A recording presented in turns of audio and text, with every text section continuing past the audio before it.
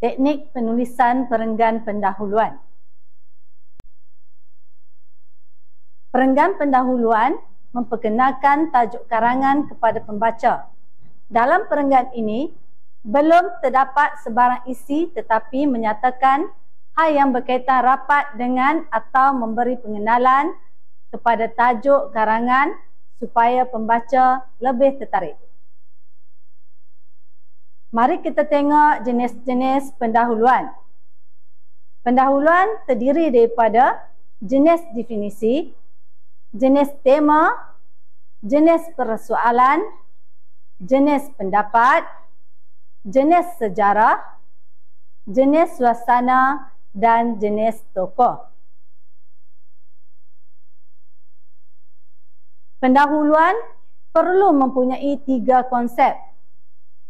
Konsep tersebut ialah ayat tema ataupun ayat pengenalan, ayat rangsangan yang perlu atau lebih 1 ayat sahaja, ayat arahan berfokus kepada pembincangan kata kunci tajuk berdasarkan tugasan soalan.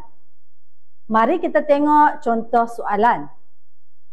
Aktiviti bersukan mampu meningkatkan kesihatan fizikal dan mental. Bincangkan kebaikan-kebaikan bersukan kepada masyarakat. Mari murid-murid kita membina perenggan pendahuluan berdasarkan kepada tajuk kebaikan bersukan. Yang pertama, murid-murid perlu menentukan terlebih dahulu jenis pendahuluan yang hendak digunakan. Contohnya, hari ini kita menggunakan pendahuluan jenis definisi.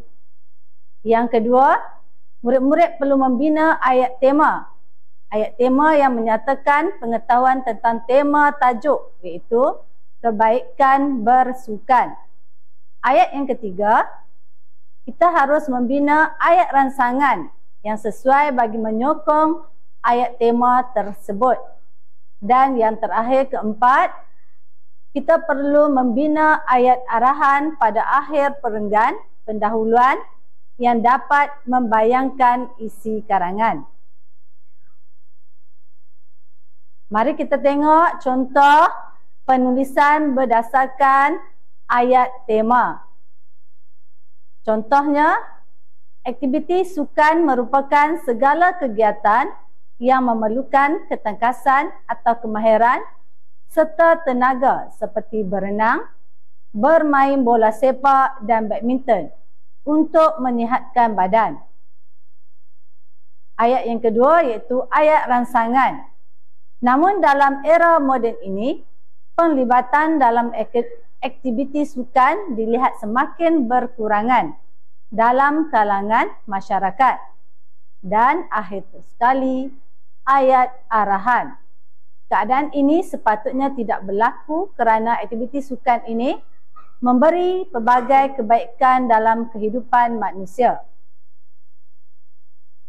Seterusnya, mari pelajar kita tengok contoh penulisan karangan yang lengkap. Aktiviti sukan merupakan segala kegiatan yang memerlukan ketangkasan atau kemahiran serta tenaga seperti berenang, bermain bola sepak dan badminton untuk menyihatkan badan.